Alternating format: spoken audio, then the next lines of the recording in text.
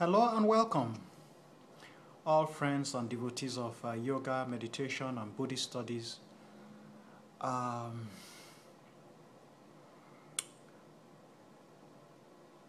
Today is the second day of September 2015. Wednesday is midweek today, Wednesday the 2nd of September 2015. For all those who are new, I'd like to inform you I have websites attached to these videos. I'd like to refer you to my websites attached to these videos, to the websites attached to these videos. Just go to them and click on them, and you should be able to follow these lectures. These lectures are in honor of Grandmaster Chin Kong. They actually his investigations, or the results of his investigations into ancient Buddhism. Grandmaster Chin Kong is trying to teach us here he's trying to teach us what I call true Buddhism, proper Buddhism. He distinguishes proper Buddhism from improper Buddhist practices. And he tries to enlighten us regarding the Buddha, who precisely the Buddha was, and what precisely the Buddha did some nearly 3,000 years ago, about 2,600 years ago. So he really throws a lot of light into Buddhist research.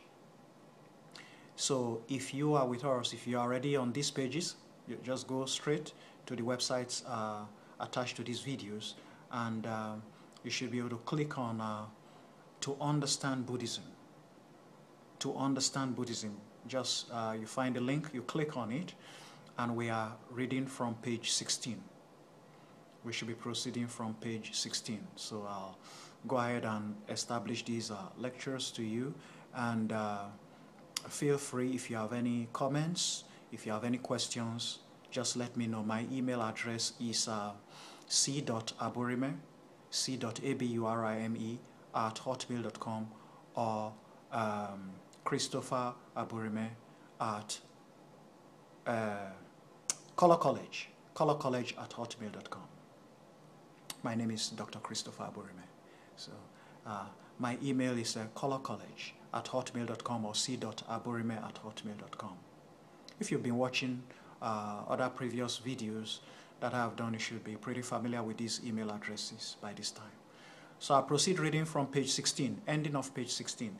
This method suits me very well, and thus this is how I chose it. Previously, I had tried Zen, the teaching schools, the esoteric school, and the practice of following the precepts, but could not reach achievement with them. Thus I came back to the Pure Land method and wholeheartedly delved deeply into the Buddha name chanting method. Buddha name chanting method. That looks like Amita chanting. That's where we started from. Ami Tofo, Ami Tofo, Ami Tofo, Ami Tofo. That's Buddha name chanting method. There are probably other methods, but that's like the most common method. While concentrating solely on lecturing on the Pure Land Sutras. These are my experiences from decades of practice.